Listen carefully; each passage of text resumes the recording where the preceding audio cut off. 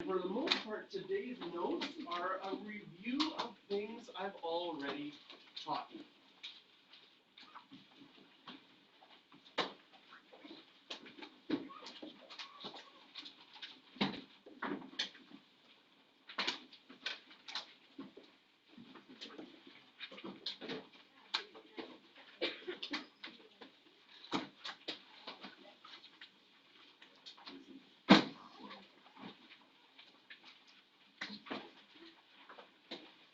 Okay.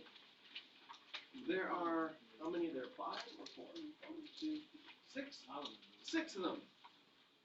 Multiply them all out. Write out the answers. This is on page 19 in our notes. So I wrote the FOIL part, but you can multiply it out, simplify it, and get your answer. And we're going to write them all out in a bit. Zoom. We've got 6 of them to do. Foil all of them.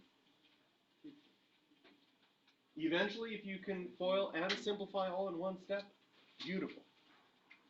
You can do the outside and inside without having to write it down.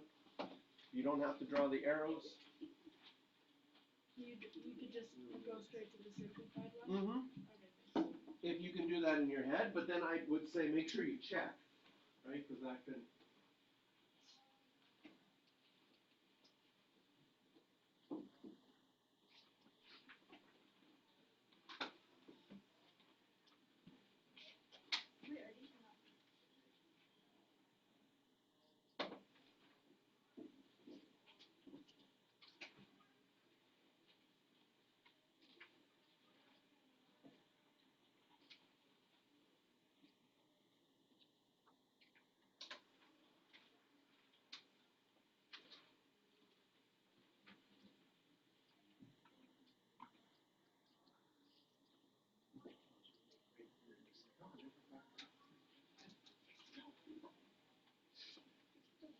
No.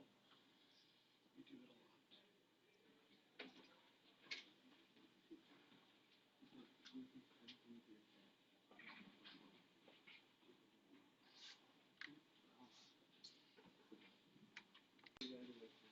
lot. Okay, so if you weren't quite done, I'm going to get you to write down the answers. Check over your answers to see how you did.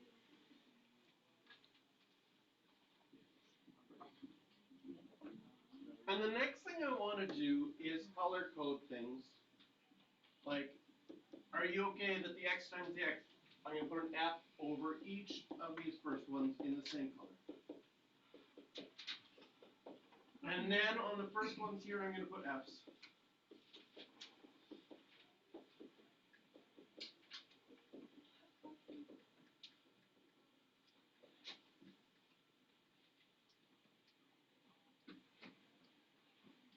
And the first important pattern that we notice is that the first ones always multiply to give us our first one. Next important pattern is the last one. I'm going to put an L over all my last ones. And then I'm going to put L's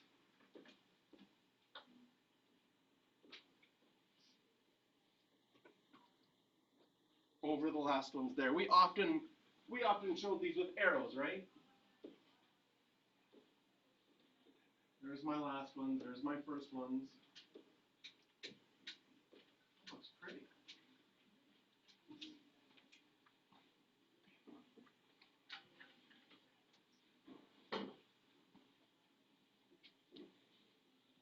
Ooh.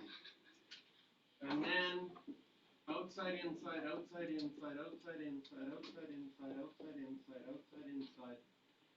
And we'll show those just with drawing these little happy faces. I guess this is just a smile, it's not the whole face. Just draw little smiles underneath.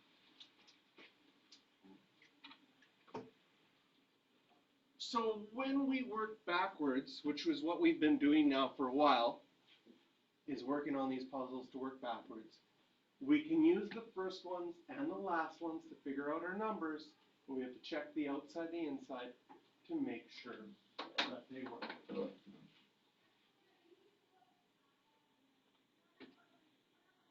So, here are 1, 2, 3, 4, 5 level, all level 1, level 2s.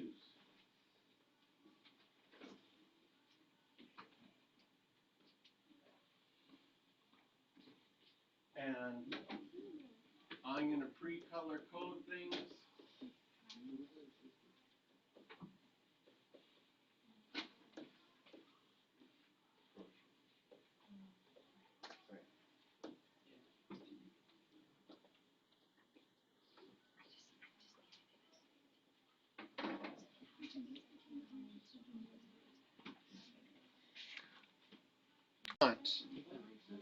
Here we go. Did you get x plus 3, x plus 4? Does it matter if you have an x plus 4, x plus 3? No. The order doesn't matter as long as everything is the same. But which one you write first and which one you write second doesn't matter. Second one. Did this one bug you? Yes. That was the 0.5. Oh. That was the 0.5. I knew it was Oh. What? I literally tried that for Forever, right? Oh my god. That's why I didn't Oh. I So did it. What? What did you put? X minus. I put x plus 12 and x plus 1. So no matter what you try, That doesn't multiply. okay, the only possibility for the first one is x and x. The only possibility for the last one is 1 and 13. If you want to make plus 12, this has to be plus, this has to be minus, but then that makes it minus 13, so you, like, no matter what you try, it doesn't work. You did that on one. Can we do that on the test? Can we I just think say there's one yesterday on the sheet that was There's not going to possible. be a not possible one on the Possible.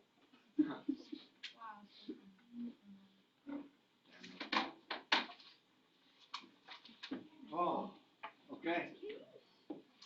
I didn't get any of the other ones. Because you were stuck on that one. Yeah.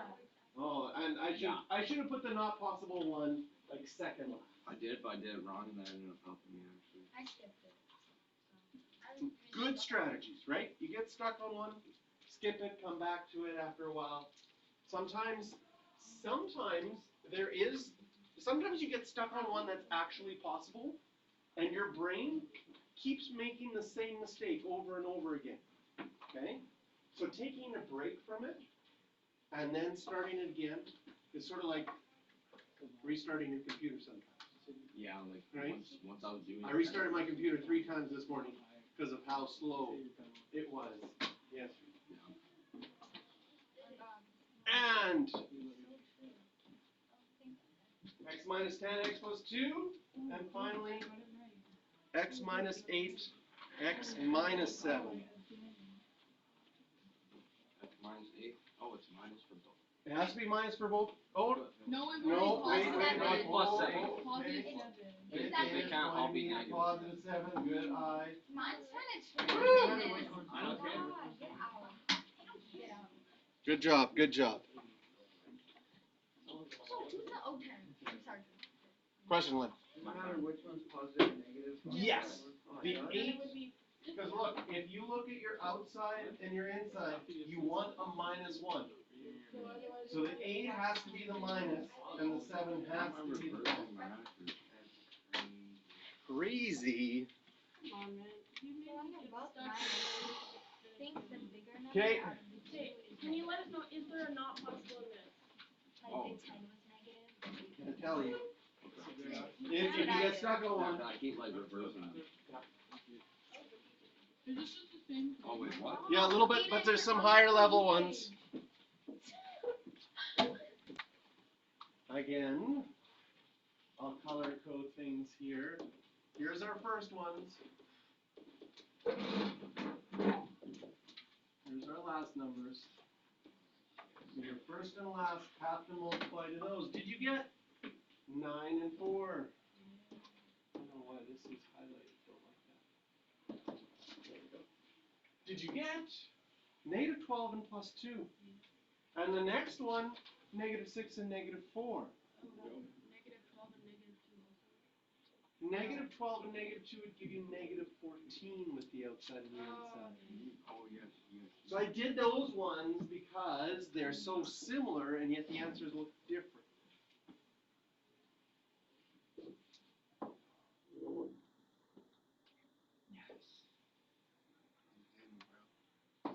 They were all possible. That last one took so long to figure out. So for the last one, I would definitely start with my 3x and x. And then you have to think what. They put the 4 in the first spot. A pattern that you might notice is that when the last number was positive, then the outside and inside always added to get the number in the middle. 9 plus 4 is 13, so negative 9 plus negative 4 would be 13. When the last number is negative, you always subtract it to get the number. So this last one being a negative 8 means my outside and inside will have to subtract to give me 10 in the end. I kind of feel sometimes like factoring is like a little puzzle, right? It's not, you can't just do something and just follow the steps until you get the answer without thinking. Like some math questions are that way. If you know the steps, you just have to do step after step after step and you don't have to think through it. I find factoring a bit of a puzzle that way because it involves always a little bit of thinking. It's not just straightforward.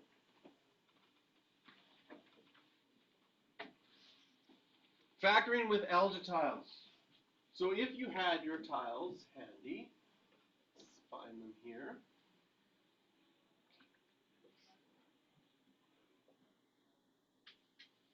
Oh, let's at least go to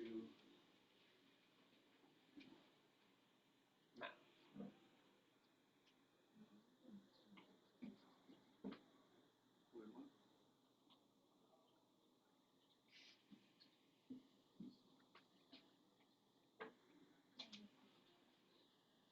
You hate the algebra tiles? There we go, found them.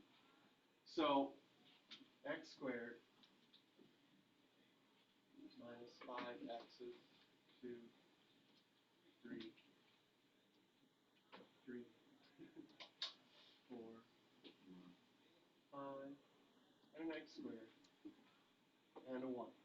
And once you get good at factoring using the other techniques, which it's kind of my fault, I got you too good at it already, then you don't like to do the algebra tiles because it's more cumbersome. But it's nice, so you don't have to, you can draw this if you want. Don't draw it yet because they're not organized. But there we have an x squared, we have minus 5x's, and we have 6 squares. And what you would do if you were factoring with algebra tiles is you would try to put them together. Okay. All right. And I'm pretty good at this already, so I have an idea of what I want to do. You try to put them together to make a perfect rectangle. Oh, that's satisfying. Why is that always perfect? It doesn't. The one that's not possible, you couldn't make into a rectangle. Oh, so that's how you know if it's not possible? It's one of the reasons you know that it's not possible. That's crazy. There. It makes a perfect rectangle. And then you have to think, what would be this side length and this side length as a result? And so we have to know that the length of an x squared one is x and x. The lengths of these sides are all 1, 1, and 1. So does it make sense that this would be x minus 2? Because these ones are negative x's. Oh. And this would be x minus 3.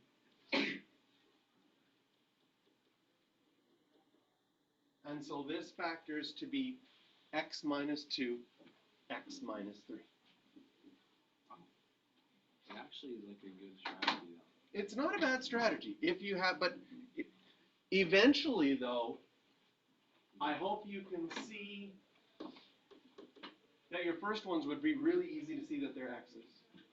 And your last one being a +6 doesn't give you too many options.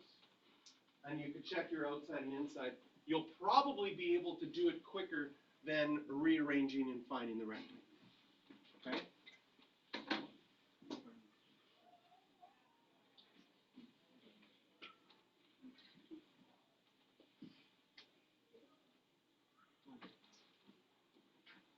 Oh my goodness, why did I pick 11?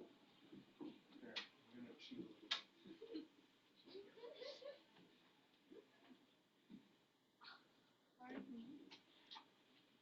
'Cause I don't want to rotate too many of these. Now, can you see with the 2x squareds that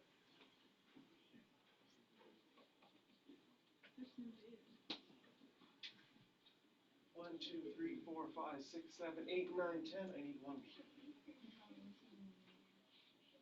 Probably what I would do in a situation like this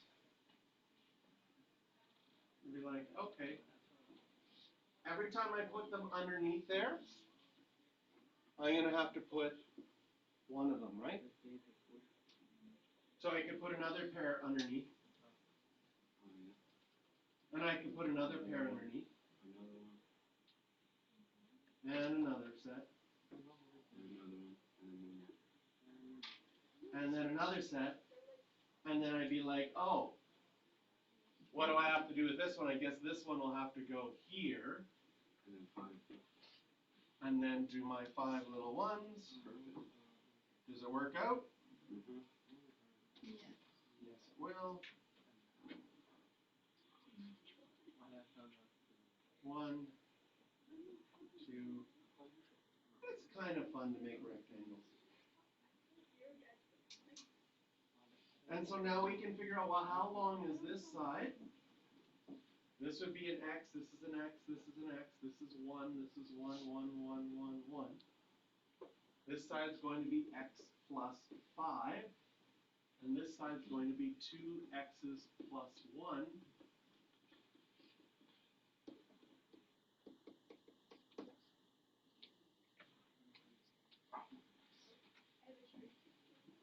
But again, if you saw that you had 2x squared as your first one, can you see that the only option is 2x and x or x and 2x? And again, the order doesn't matter. But it does matter that the 5 is with the x and the 1 is with the 2x. Because when we get to our last one, and we check our outside and inside, we need to make 11.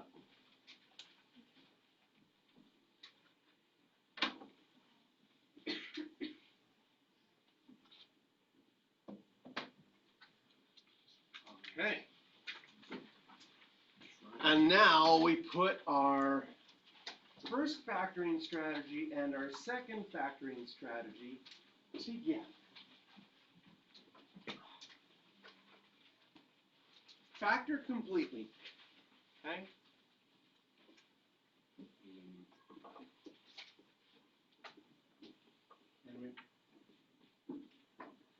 The first strategy that we did was look for a common factor. Is there something that's in each of the terms? In this one, there's a 3. So if there's something in common, you pull that something in common out. I can divide each of them by 3. What would I be left with in the first one? Just an x squared. What would I be left with in the second one? Just a 5x, and in the third one, 6.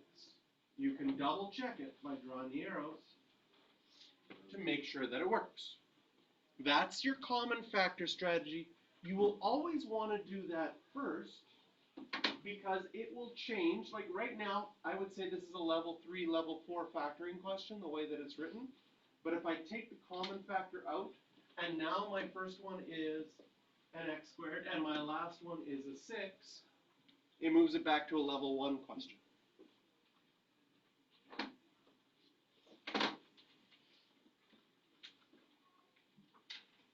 And so to get my first ones has to be x and x.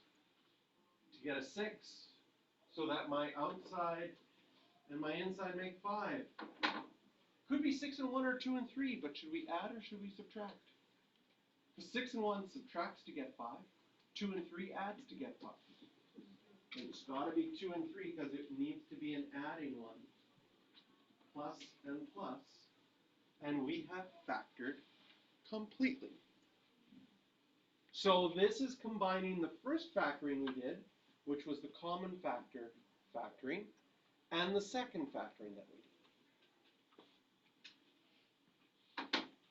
2 for you to try. This one and this one. Oh.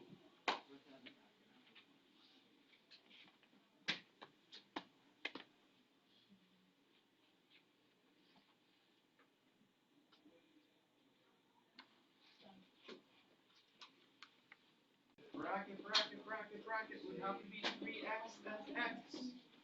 To get 8, 4 and 2, I'd have to plus 4 and a minus 2.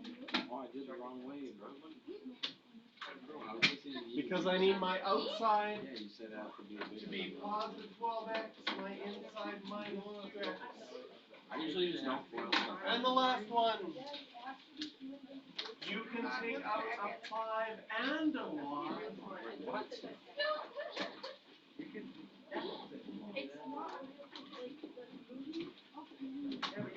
And then I can think this is my first, this is my last. X.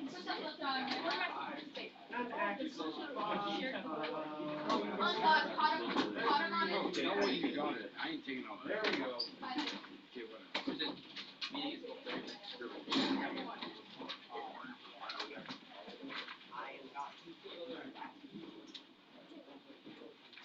Hopefully the video stops. Oh no, bro. Okay. Close this, close this. Stop it, stop it, stop it, stop it. Not working. No, I don't like when the things stop working. Stop, stop. I did. No.